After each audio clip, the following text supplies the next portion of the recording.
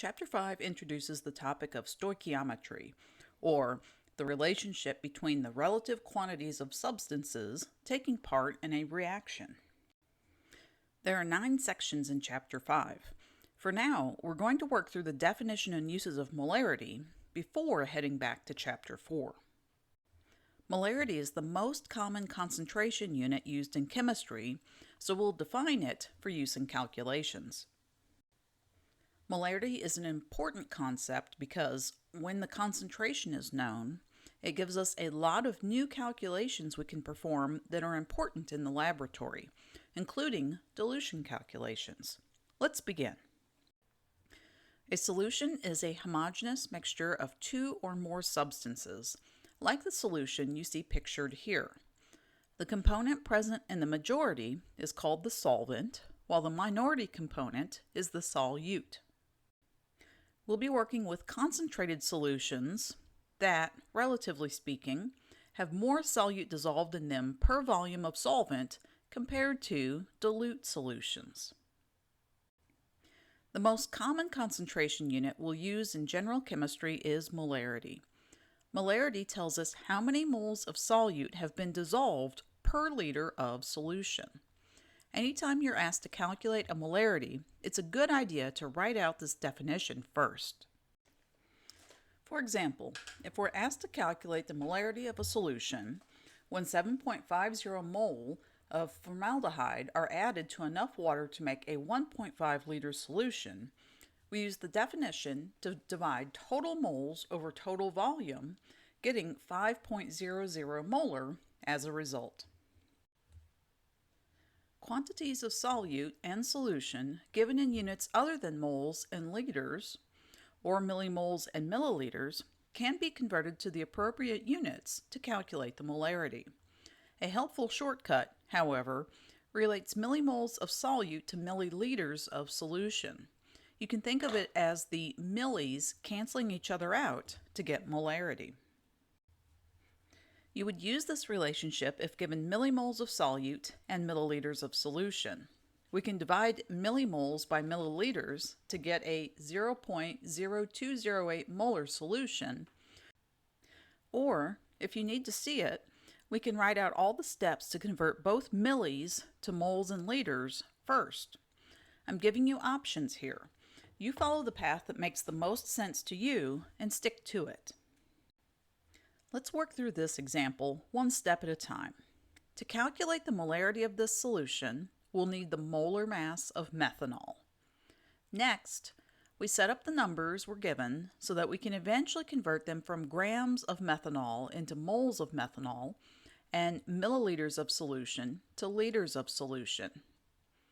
Finally, calculate the molarity of methanol. We'll often see molarity used as a conversion factor to get from volume of a solution to moles of solute. For example, suppose you need to know how many moles of solute are in 3 liters of a 1.5 molar solution. You'd write out the liters given, write out what molarity means by noting it's 1.50 moles of solute for every 1 liter of solution, then multiply. Liters cancel out and you're left with 4.50 moles of solute. Let's try another example. Calculate the number of millimoles of ethyl alcohol, C2H6O, in 29.21 milliliters of a 6.013 molar solution.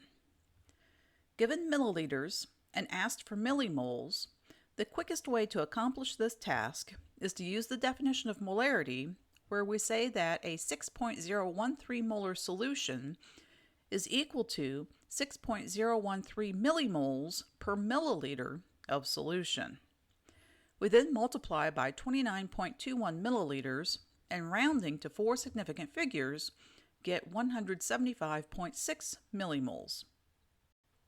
Dilution is the process of adding more solvent to decrease the concentration of solute in a solution. Notice the number of moles of solute does not change.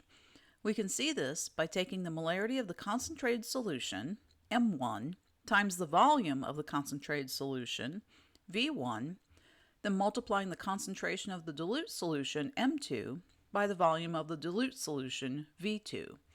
When we do so, we see moles equal moles, which makes sense.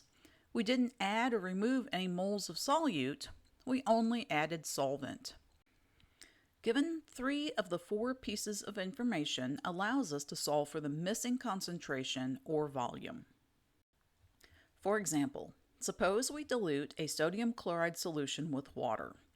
M1 here is 1.60 molar, V1 is 0.750 liters, M2 is what we're looking for, and V2 is the final volume, 3.00 liters.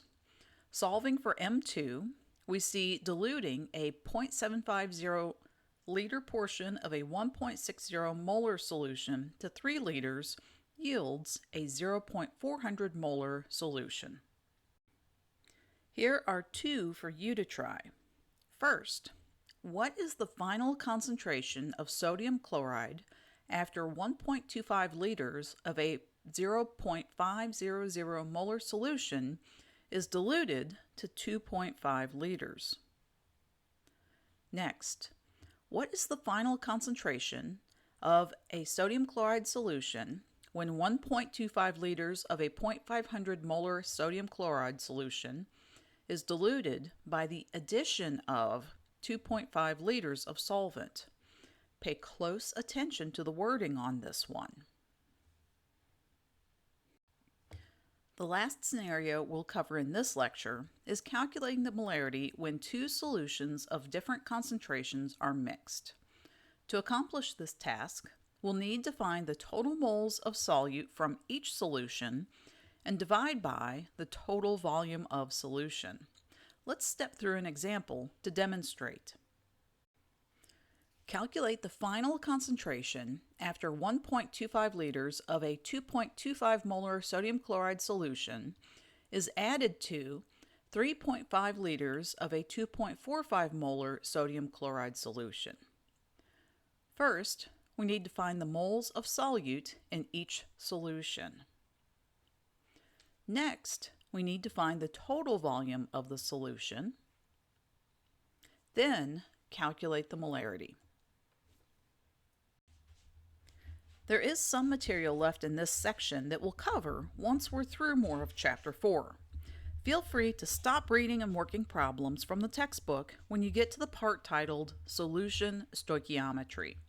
For now, I'll leave you with the parting thoughts of the authors.